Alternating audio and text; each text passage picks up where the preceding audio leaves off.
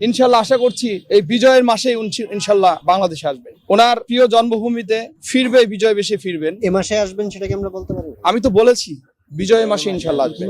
রাজনীতি এমন একটা জিনিস, মানে একজন আগামীর নেতা, মানবিক নেতা, বিএনপির অ্যাক্টিং চেয়ারম্যান জনাব তারেক রহমানের ভালো দিকগুলো হয়তো নিন্দুকেদের সহ্য হয় না। নিন্দুকেরা এ ধরনের কথা বলবেই। আমাদের প্রিয় নেতা জনাব তারেক রহমান নিন্দুকদের এই কথাগুলো আসলে পাত্তা দেন না। উনি ওনার প্রিয় জন্মভূমিতে ফিরবে, বিজয় বেশে ফিরবেন, এটাই স্বাভাবিক। কারণ এই দেশটা স্বাধীন, এই দেশটা ওনার হাতেই শোভা পায়। ওনার বাবা ছিল স্বাধীনতার ঘোষক, ওনার মা ছিল তিনবারের প্রধানমন্ত্রী, যার জন্য আপনারা সারাক্ষণ এখানে বসে আছেন।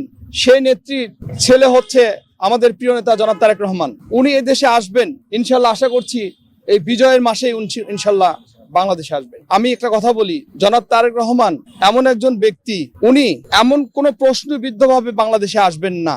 উনি যেটা সাবলীল এবং যেটাই স্বাভাবিক সেটাই সেভাবেই আসবেন, যাতে কোনো প্রশ্নবিদ্ধ না হয়। এ মাসে আসবেন সেটা কি আমরা বলতে পারি? আমি তো বলেছি বিজয়ের মাসে ইনশাল্লাহ আসবেন।